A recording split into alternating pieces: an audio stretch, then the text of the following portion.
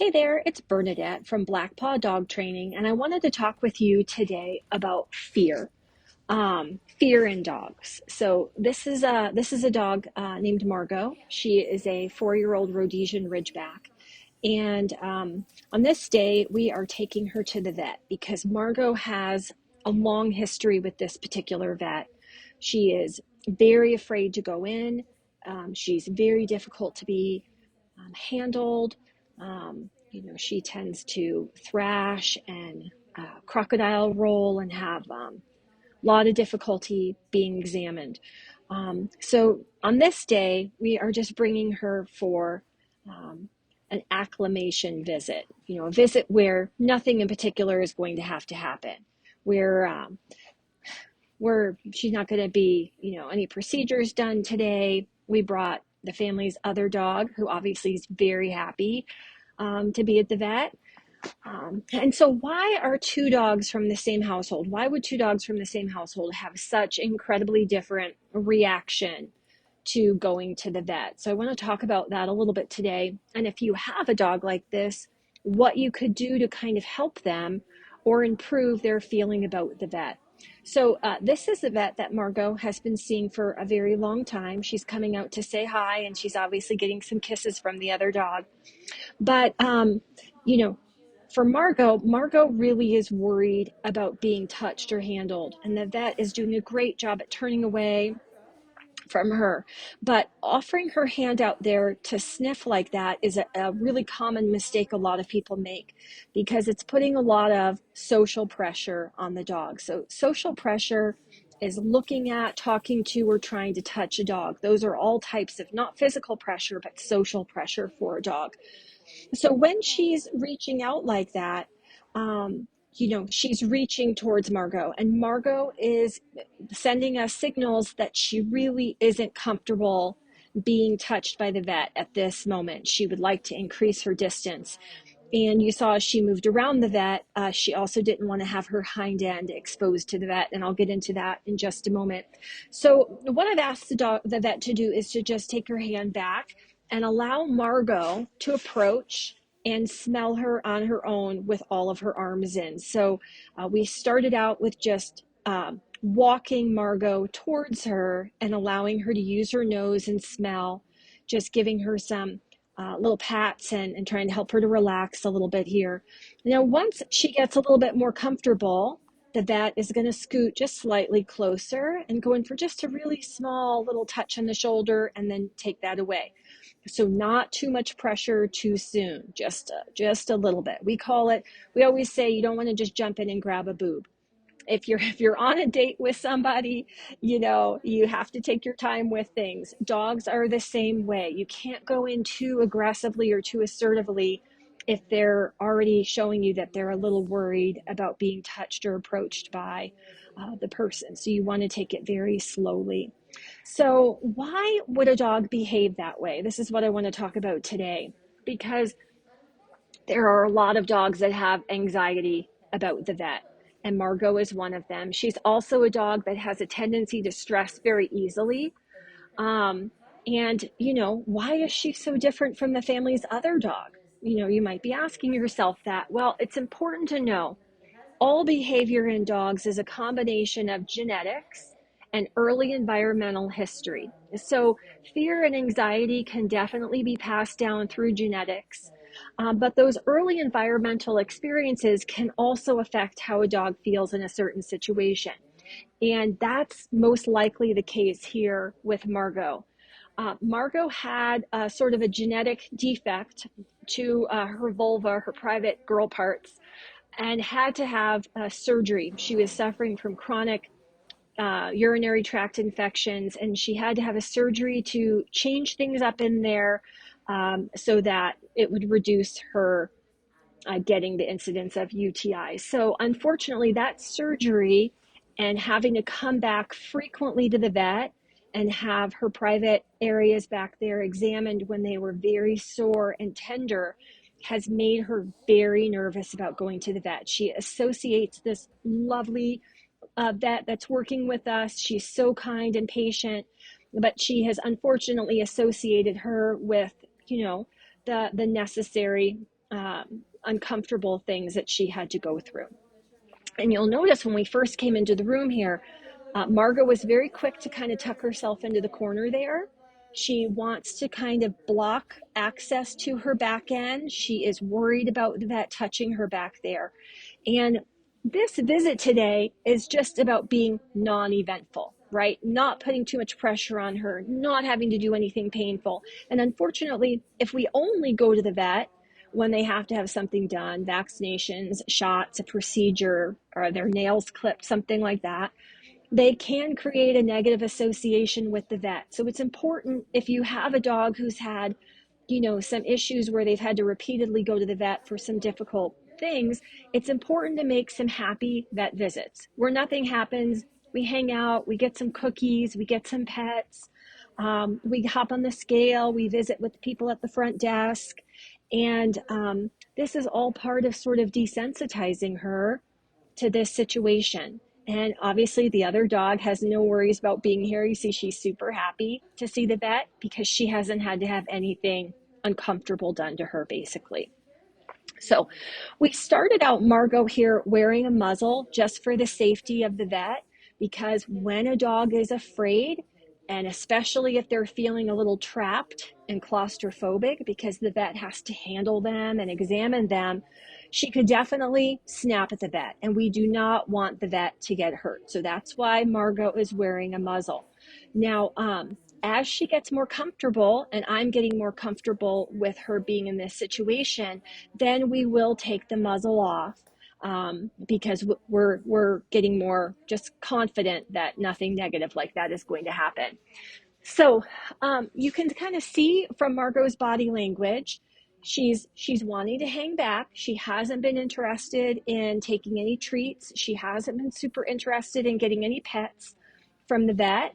And I'm just kind of, stroking her, trying to help her to relax a little bit and chatting with the vet. So keeping the vet or the other person your dog is nervous about busy, chatting with them, talking to them, is allowing the dog to just desensitize and get acclimated to that person being in the environment. Now, there are 5 methods that we can use to help reduce fear in dogs like Margo. The first is desensitization, and that's basically what we're doing here. It's a technique of exposing the pet to a stimulus that would normally cause an undesirable reaction at a very low level so that there's no response. And as they get more comfortable, we increase the level of exposure. So here we are taking off Margo's muzzle. Good girl. And this will allow us to more easily give some treats if she'll take them. Now, a lot of times a dog who is very afraid won't be interested in taking treats. Now, she just did a shake off here, which for dogs is a little bit of hitting the reset button. She's giving us a little stress yawn. She's definitely checking out the door and considering leaving here, right? But again, we're just going to let her spend a little bit more time settling in, using her nose, seeing if she'll take some treats from me first, and I'll gradually put those a little closer to the vet. And we have some really yummy treats here. And I just want to give another pointer. We have not fed Margo breakfast on this day. So this is about lunchtime. She hasn't eaten yet. So if you want to improve motivation and interest in eating and creating a positive association with something, make sure they're a little bit hungry. So she's a little bit hungry, and then we brought something really yummy. This is a little bit of cubed up Red Barn roll. If you're not familiar with that, it kind of looks like a summer sausage, and the flavor we have is beef, and obviously she thinks it's super delicious. So what's awesome, we started with just putting the treats close to the vet. But now she's been showing that she might consider taking them directly from the vet. So this is called counter conditioning. And this is one of the other ways you can reduce fear in a dog and create a more positive association. So counter conditioning means changing the pet's emotional response, feelings, or attitude towards a stimulus. That means I'm going to pair something she likes with something she doesn't. So we're pairing a delicious treat that's one of her favorites when she's a little bit hungry with something she doesn't love, which is being close to the vet because she's afraid she's going to be poked or prodded or something like that. So, and as you saw at first, I started out with giving the treats, but as she got more comfortable, she was able to take the treats directly from the vet. So another one of your techniques to reducing fear is socialization.